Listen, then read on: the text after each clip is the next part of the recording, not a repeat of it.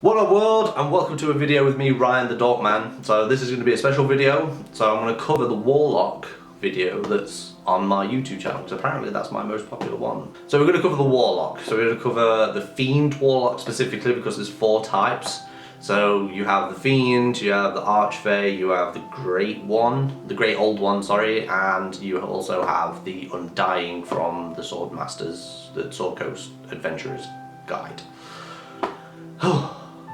That's a long intro. So I have my player's handbook, great book, you're gonna get it, it's quite hefty. So if you check in the blah blah line of description, you'll see a link to Chaos Cards, because they supply the book. And it's a great website, great customer service, I order all my miniatures from there. So, to make things easier, we're going to start at level 3. You'll have 2 cantrips, you'll know 4 spells, you'll have 2 spell slots, I believe, and you'll also be able to cast any of those 2 spells at 2nd level. So if they're a 1st level, you can cast it at a higher level to gain extra benefits and such like. And you also know 2 invocations. Invocations are great because you'll allow you to do additional things. So when you take your pact at your 1st level, you can also add extra things because there's certain packs that will only allow you to have certain invocations. You will have 10 specific spells that are to do with the Fiend. So Fiends are things that live in the abyss, in the 9 circles of hell in D&D lore, or any sort of hellish realm that you have within your campaign.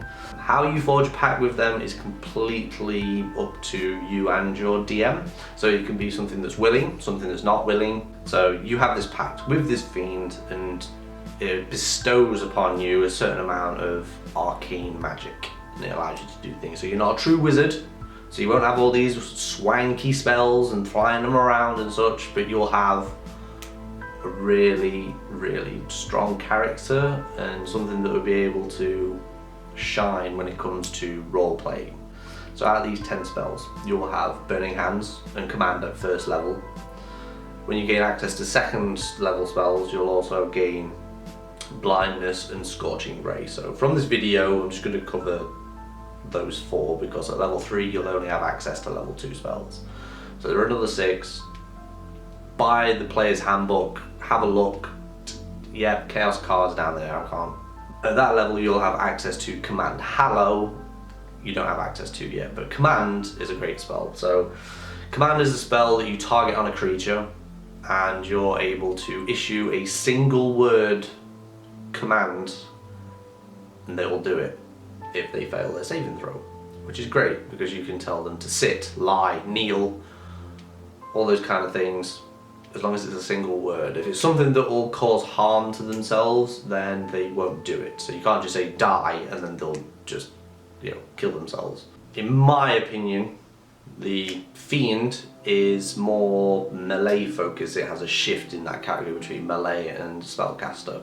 So a Warlock has access to leather armor as well as daggers and stuff like that. So they're more survivable than a wizard, because a wizard is just basically wearing a paper t-shirt. Immediately your AC is higher than other spellcasters. At level 3 you'll have access to Dark One's Blessing, which is a feature for the Warlock where if you reduce a creature to 0 hit points, regardless of whether it's through a spell or whether it's through a melee attack, you'll gain temporary hit points equal to your Constitution modifier plus your Warlock level. So if you're multi-classing, it's only your Warlock level. Typically, if you use the standard array, you'll probably get 5 temporary hit points when you kill a creature. If you're the guy that kills, or guy or girl that kills the creature to 0 hit points, you can kill them with a dagger, shank them to death, and you gain 5 temporary hit points. So they don't stack. So once you've lost them, they're gone. At level 3 you'll have access to 3 different types of boons. Doesn't matter what patron that you choose, these boons will consist across all the different patrons, whether official or unofficial. So you'll have access to Pact of the Blade, Pact of the Tome, and the Pact of the Chain. So the Pact of the Blade allows you to link yourself to a weapon, and no matter what weapon it is, you automatically become proficient in that weapon.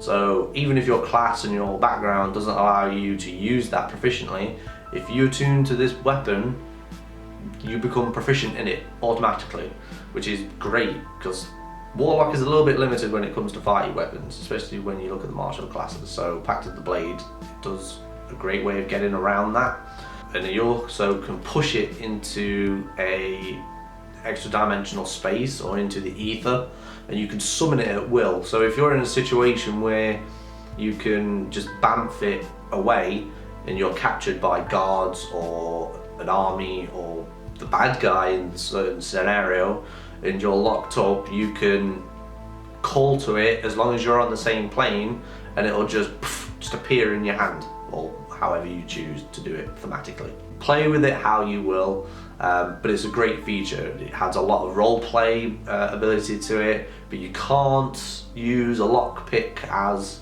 a weapon. Yes, so it's got to be a weapon. So if you're trapped by rope, it's quite easy, you just cut the rope with your knife, if you have a knife. If you have a hammer, you're up shit creek without a paddle, I'm afraid. It's very easy to create a melee centric sort of warlock. See, the warlock also has spells, so that's what they are. They're a spellcaster by trade, so they have access to a whole bunch of spells, apps out there for your iOS or your Android or Windows phone that you can get that will show you these spells and also link you to the cards, or you can just buy the cards. So their main spell is Eldritch Blast, because they can use that as much as they please and they can just keep spamming that spell over and over again, and it's quite powerful.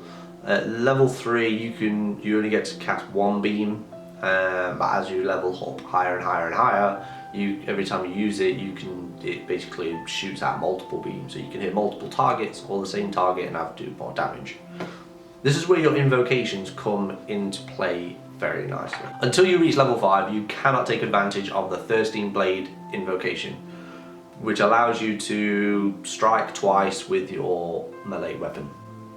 It's pretty cool. So those other fighter classes or rogue classes that are allowed to attack twice, you now can attack twice at level 5, but because we're at level 3, we cannot do that. There's 3 different types of invocations that you can choose for your Eldritch Blast. There's Agonizing Blast, there's Repelling Blast, and there's Eldritch Spear. So Eldritch Spear allows you to increase your range of your Eldritch Blast up to 300 feet without disadvantage. So you can do that as much as you please without causing a disadvantage roll. So there's that. Agonizing Blast allows you to attach your charisma modifier to your damage roll. So Eldritch Blast is a D10 roll. So your minimum damage is 1 and your maximum damage is 10. So adding your constitution modifier, for the sake of this video, we'll say that it's +4. Your minimum damage is now 5 and your maximum damage now is 15. So you've increased your minimum damage output by your constitution modifier, which is great, which I think is a must take.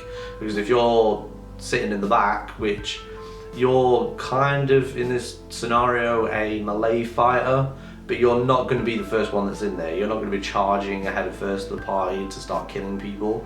You're going to want to be within the middle towards the back of the rank or the wave of your heroes, because you want them to get the attention of the monsters first, and you'll want to be able to do secondary damage or to tip them over to the edge onto 0 to obviously gain benefits from your Dark One's blessing. See, it all links together. So you want to do that. Whilst you're in the back, you can just keep firing off your Eldritch Blast, and it costs no spell slots to do this. There's other cantrips that you'll have access to.